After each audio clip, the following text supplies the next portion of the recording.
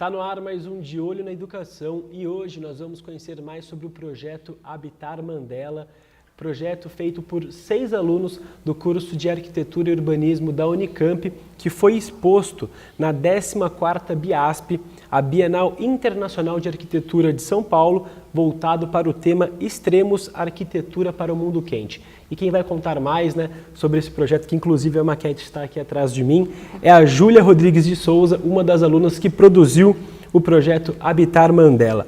Ô Júlia, para a gente começar, a importância de ter um trabalho, um projeto exposto na 14ª BIASP, essa tão importante Bienal voltada para a arquitetura.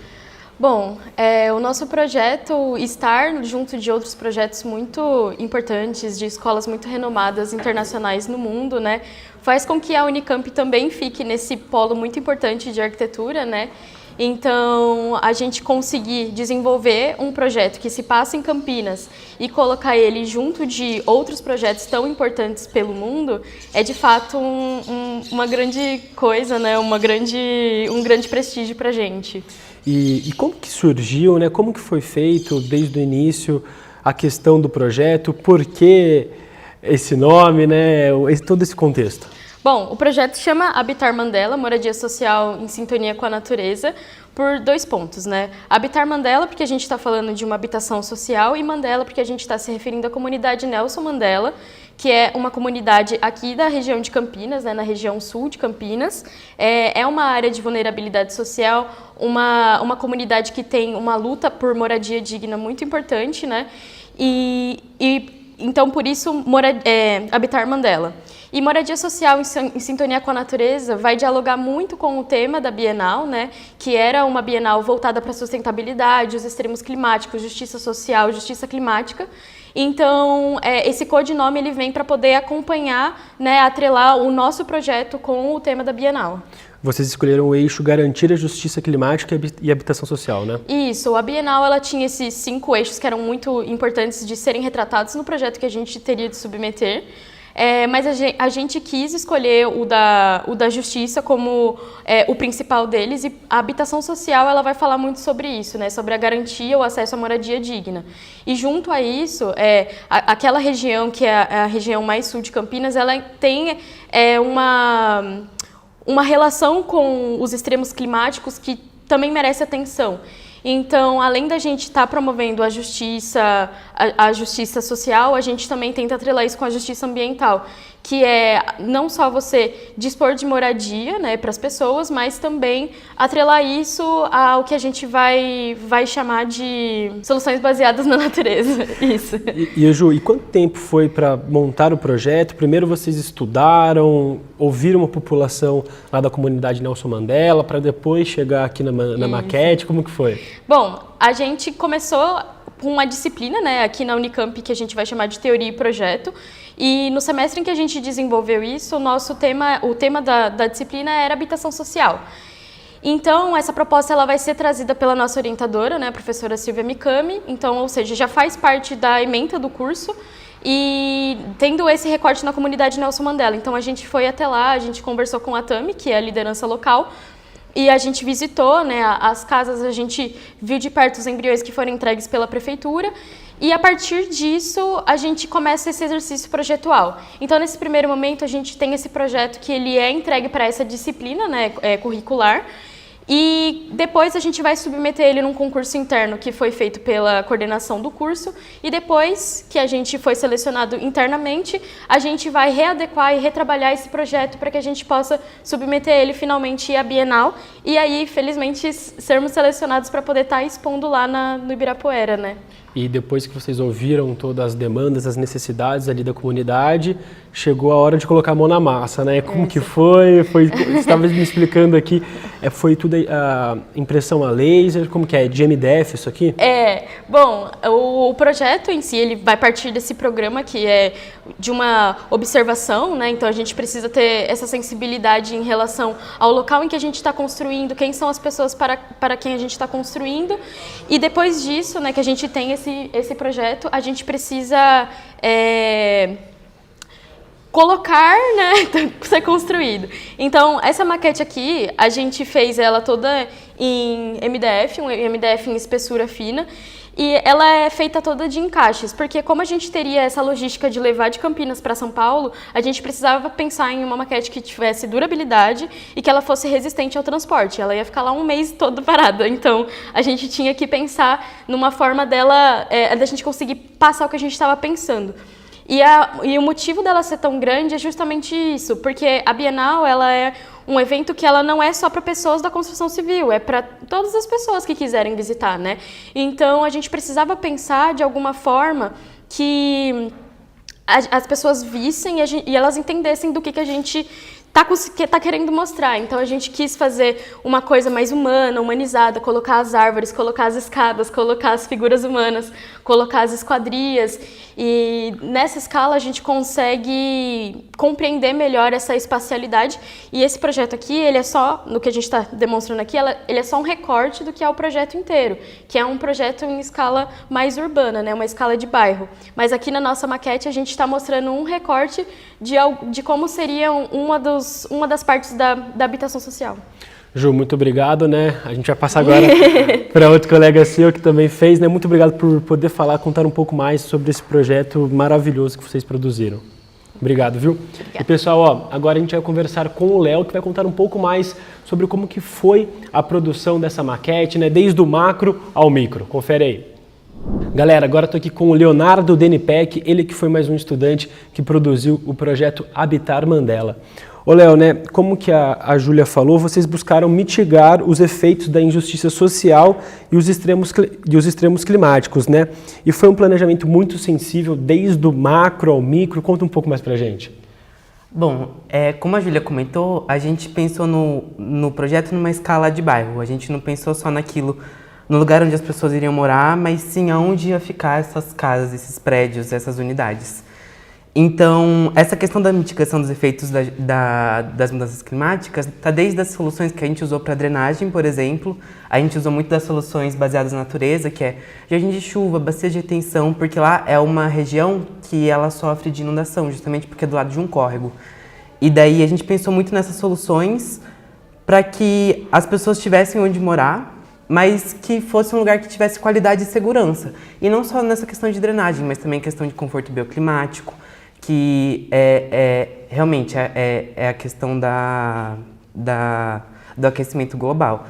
Então, teria que pensar em casas, em apartamentos que fossem confortáveis para essas pessoas. Então, a gente pensou em ventilação, questão de iluminação natural, desde material. Então, a gente escolheu um material que fosse bom termicamente, que são os blocos cerâmicos estruturais, até para aberturas, pensar se essas unidades teriam ventilação cruzada, quais seriam as soluções que fossem boas, tanto energeticamente quanto para conforto mesmo dessa população. E o local, né, da comunidade Nelson Mandela é um terreno muito íngreme, né, que, como você falou, perto de um córrego, e isso favorece a questão das chuvas, e vocês tiveram que trabalhar com essa questão também, né? Isso foi uma coisa muito desafiadora, porque a gente teve que pensar no bairro, e quando a gente pensa em bairro, a gente tem que pensar nas ruas, nas calçadas. E você tem que pensar num traçado dessas ruas que não favoreça enxurradas, por exemplo.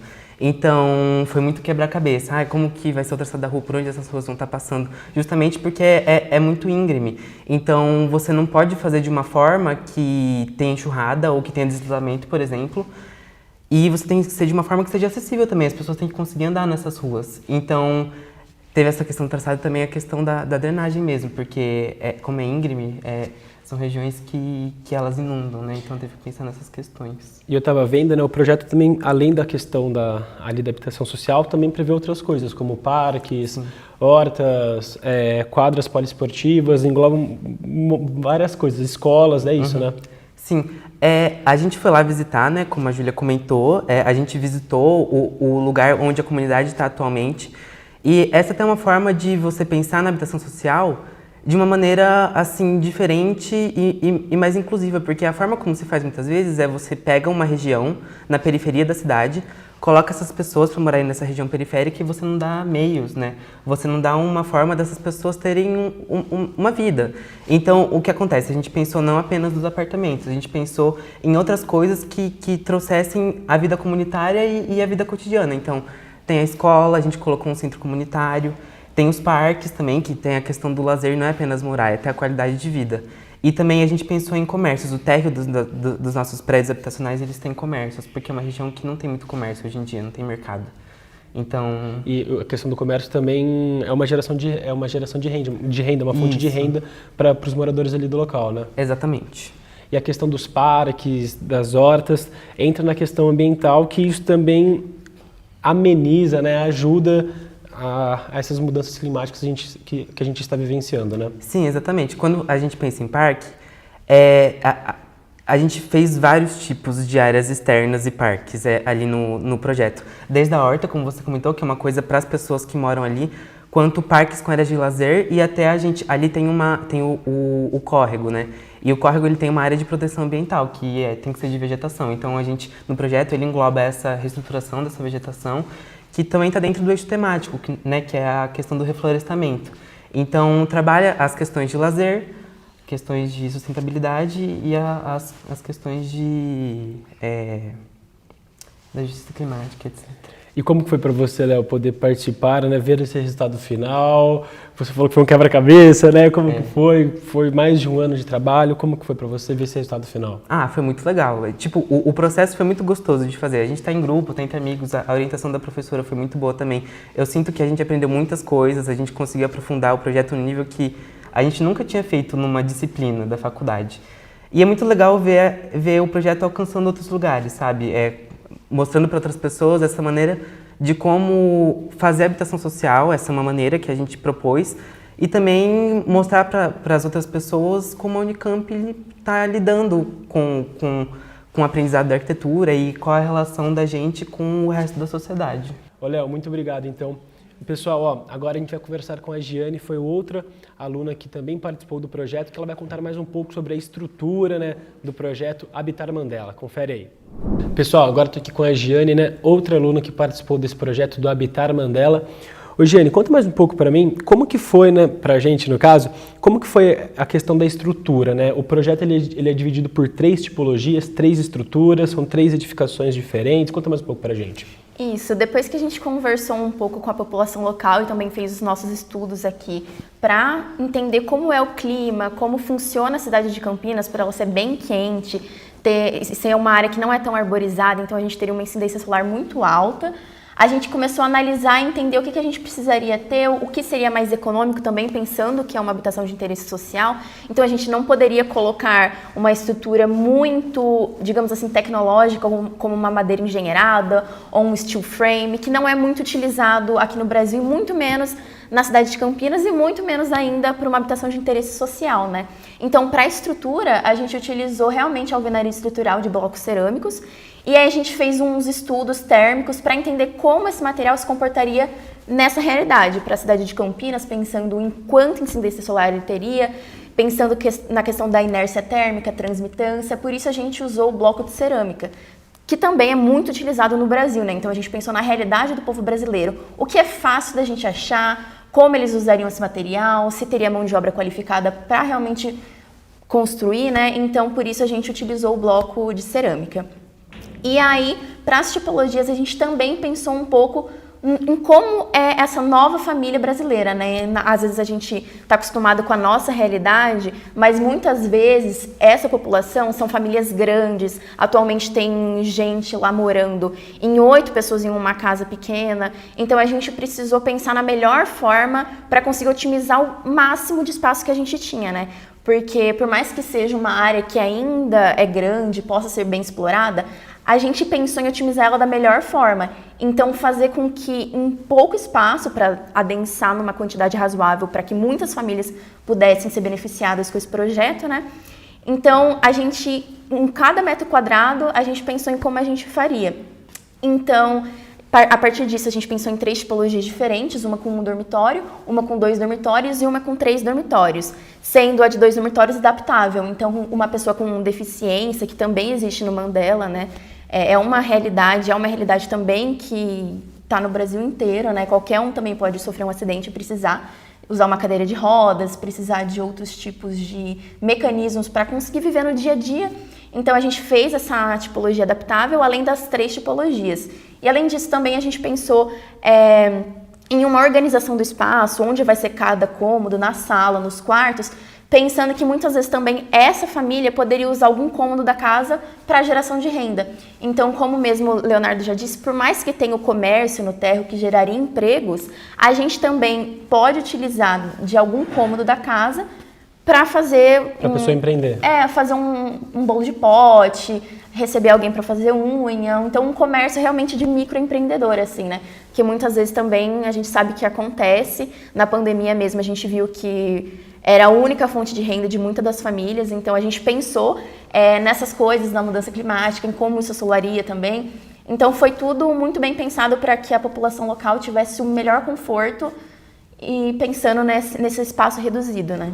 E Eugênia, você acredita que, além da questão habitacional, né, social, tem também uma questão que o projeto ele dá visibilidade à luta da comunidade do Nelson Mandela? Com certeza.